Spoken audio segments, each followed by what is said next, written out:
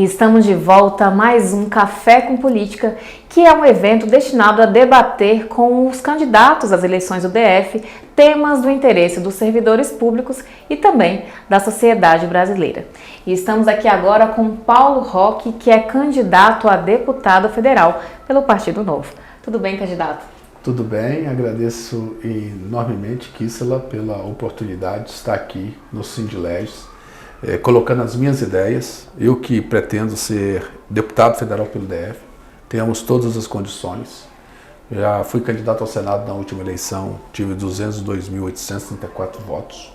Estou aqui à disposição dessa Casa do Servidor Público, dessa representação legítima dos servidores públicos, para colocar para vocês me colocarem, melhor dizendo, o que vocês gostariam.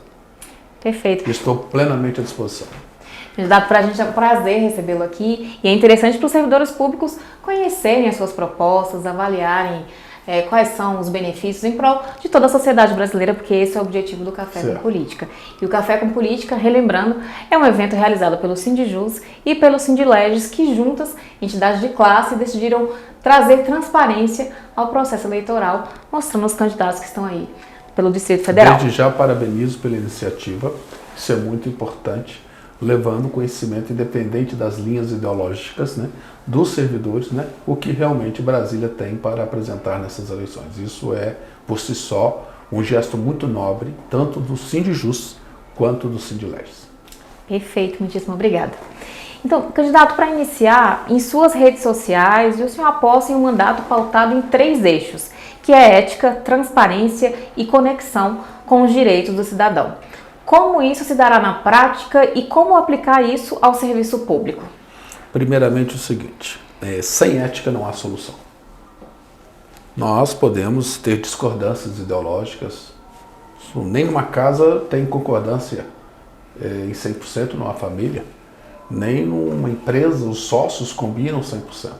Mas na parte da ética não pode ter discussão, tem que ser 100%. Então, você muitas vezes pode ter dúvidas sobre o que fazer, mas sobre o que não fazer você tem certeza. A ética é o limite aquilo que você não pode ultrapassar. E é isso que eu vou me propor no exercício de todo o meu mandato. Transparência. Não adianta, eu não sou representante de mim mesmo. A representação impõe uma satisfação à sociedade. A sociedade tem que estar sabendo o tempo todo o que nós estamos fazendo. Comunicar com a sociedade, prestar conta do mandato. Dizer onde é que foi possível avançar, onde não foi possível avançar. E conexão com os direitos do cidadão. O Estado não existe para ele mesmo. O Estado não é um fim em si mesmo. O Estado existe tendo como centro, como foco, o cidadão. E é para o cidadão que temos que olhar. Para as suas dores. O cidadão, ele tem a expectativa de entregas que o Estado deve proporcionar. Qual que é a função do parlamentar? Elaborar leis? Sim. Claro que é uma função nobre do parlamento, a elaboração de leis, e vamos estar atentos às leis que o Brasil precisa. Agora, e as leis que não estão sendo cumpridas? E faz do cidadão a maior vítima. Ele que cumpre suas obrigações, o Estado promete entregar e não entrega. Quem que tem que estar, quem que tem que ser a voz desse cidadão? É o parlamentar. É o parlamentar com o poder que ele tem da representação dos votos que ele recebeu. Então, é a fiscalização. A grande reclamação hoje do cidadão, ele sabe que o parlamentar não é um gestor. Ele sabe, não é função do parlamentar gerir. Mas ele sabe que é função do parlamentar fiscalizar. E como que ele fiscaliza? Cobrando. Tem a lei. Por que não está funcionando? Serviços não estão funcionando. Então, o Paulo Roque propõe essa conexão permanente com o cidadão. A dor do cidadão, naquilo que o Estado tem que lhe entregar, naquilo que é interesse legítimo dele. Essa conexão que eu me proponho o tempo todo no exercício do meu mandato. Perfeito. Candidato, uma das principais bandeiras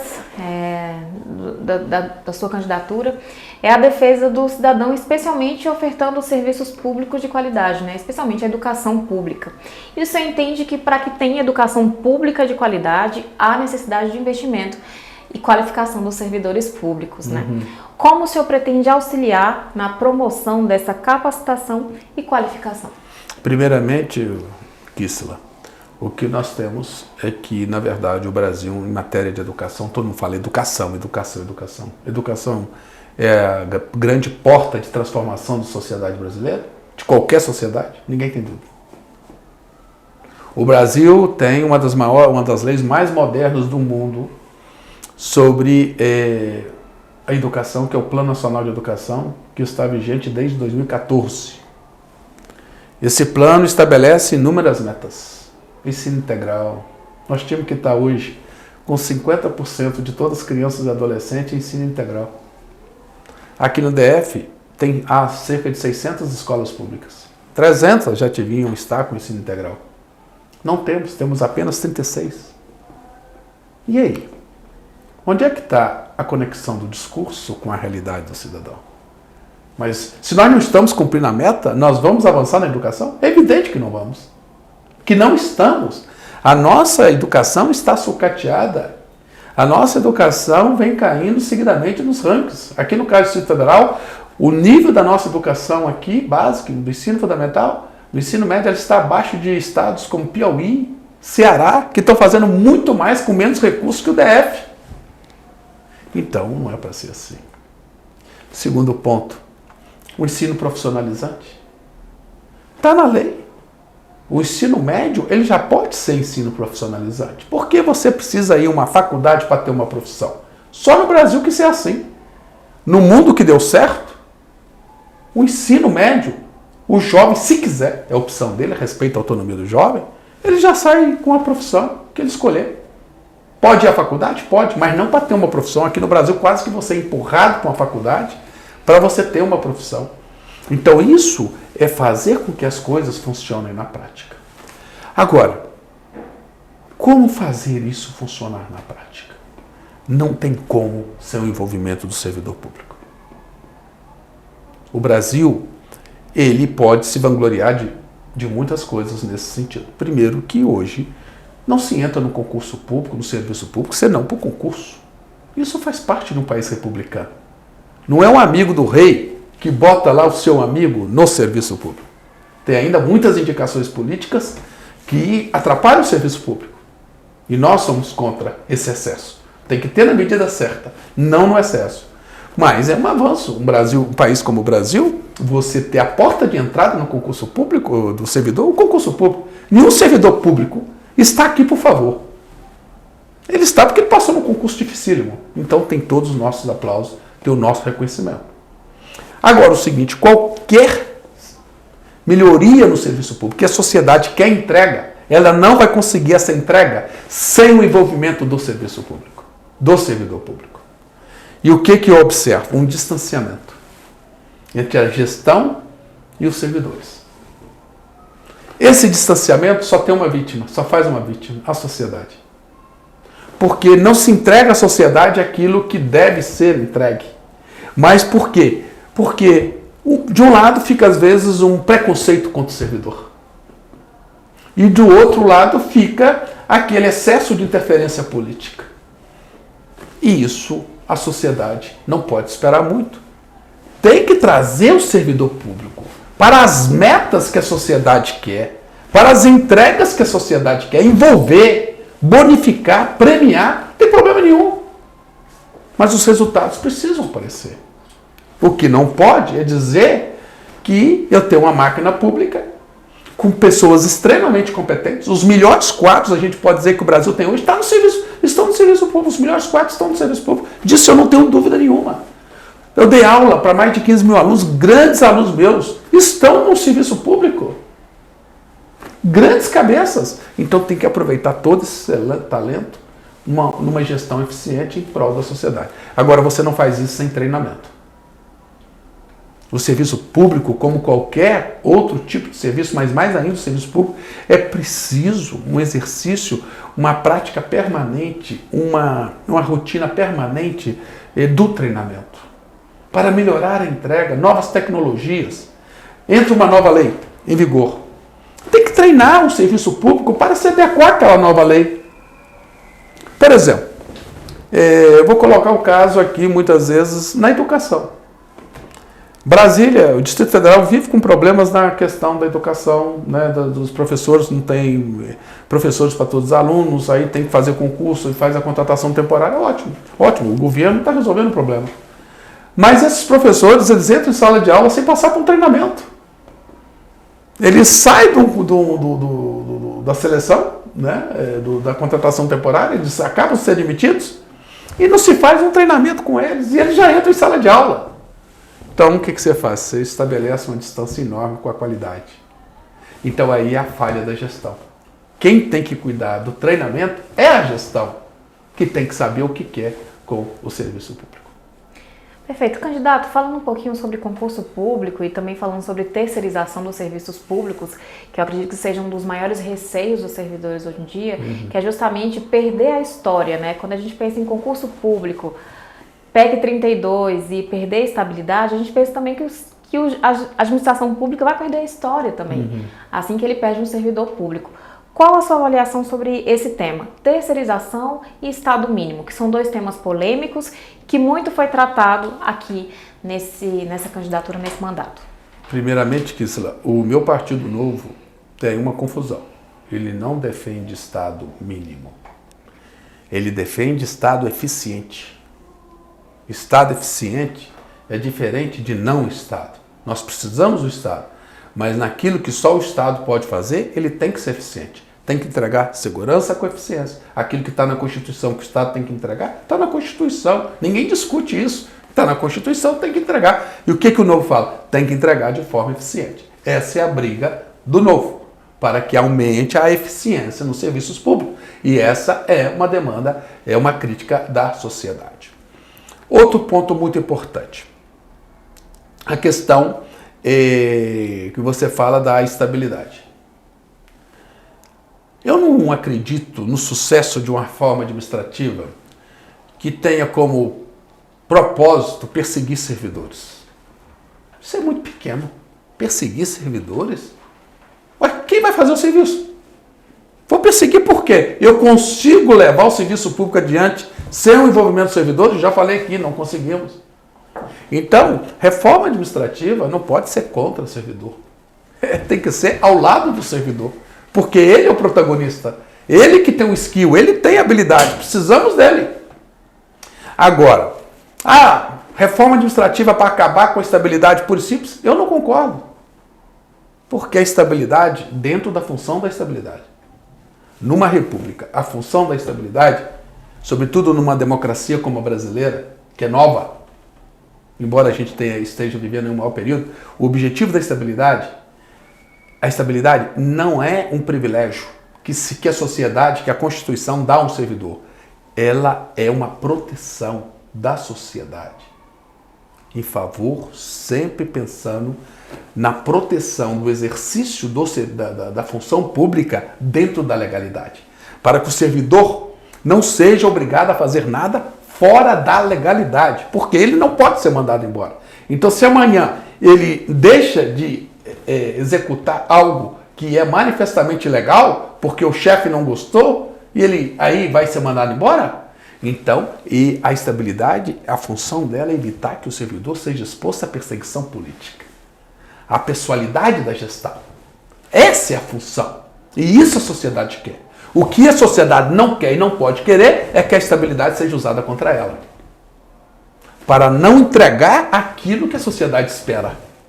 E você sabe que essa discussão tem dentro do próprio serviço público. Eu não vejo que o servidor público ele esteja assim querendo, de certa maneira, se esconder da estabilidade.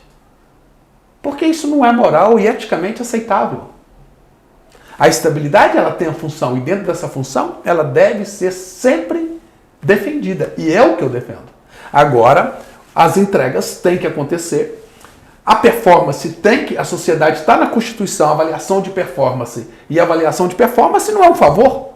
É o que está na Constituição. Se está na Constituição, tem que ser cumprido e tem que ser feito de forma séria. Até para estimular o bom servidor. Para dizer o seguinte, aqui os bons são prestigiados. Aqui os bons são premiados. É isso. É disso que se trata. dentro dessa visão que eu sempre defendi e tenho o prazer de colocar aqui para todos vocês. Perfeito, candidato. E eu acredito que os servidores públicos almejam isso também, né?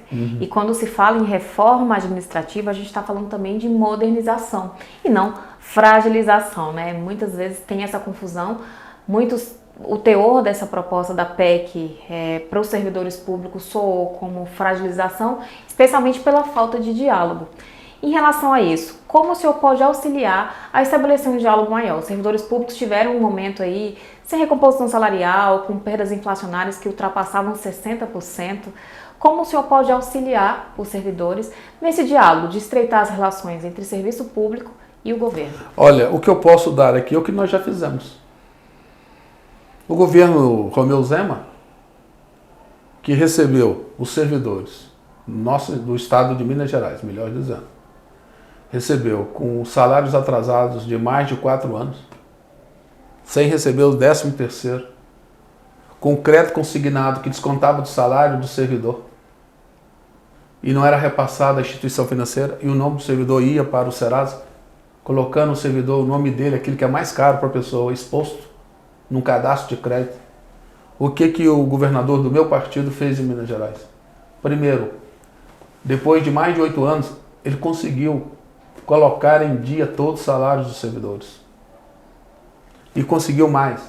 Ele resolveu essa questão do crédito consignado, onde mais de 300 milhões de reais haviam sido retidos dos servidores e não haviam sido repassados aos bancos credores.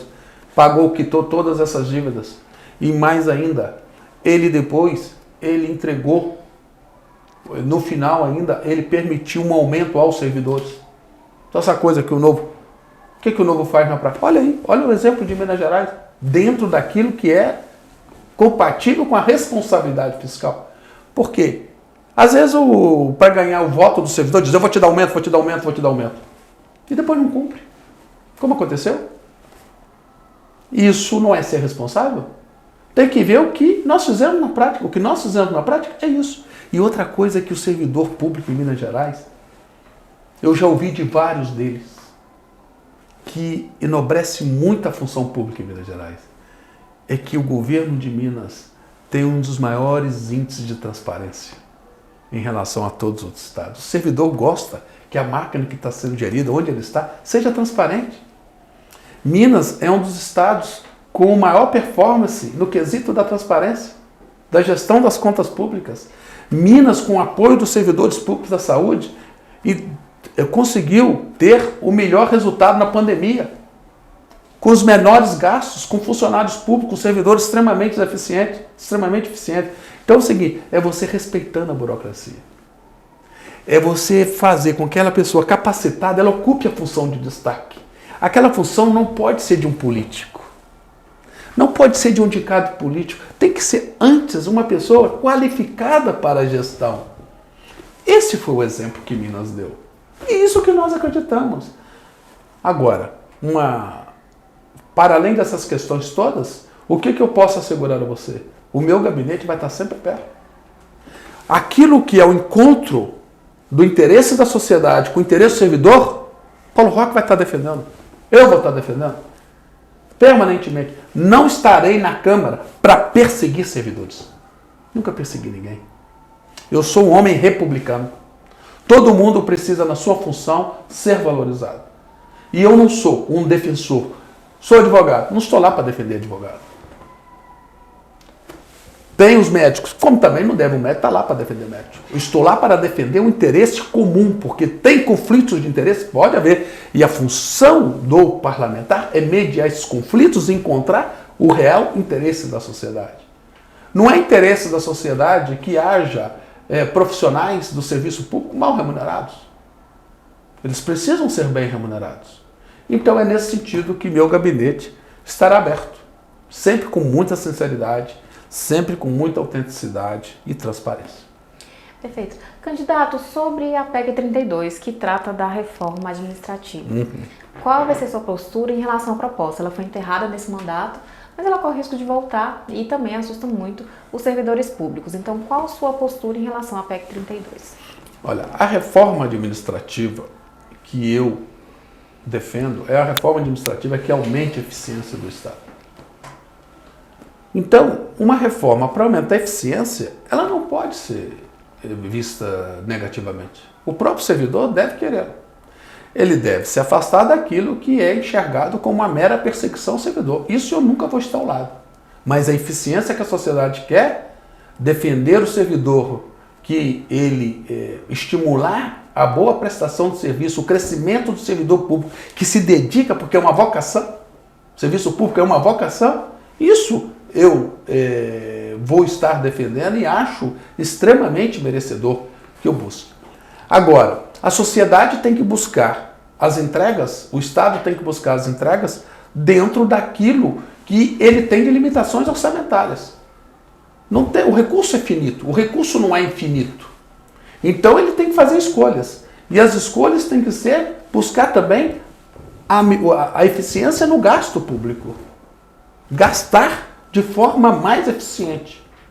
Então, dentro de uma reforma política, o que eu gostaria dentro de uma reforma administrativa? O que me parece muito importante, que eu quero servidores comigo, é tirar o político de dentro da gestão.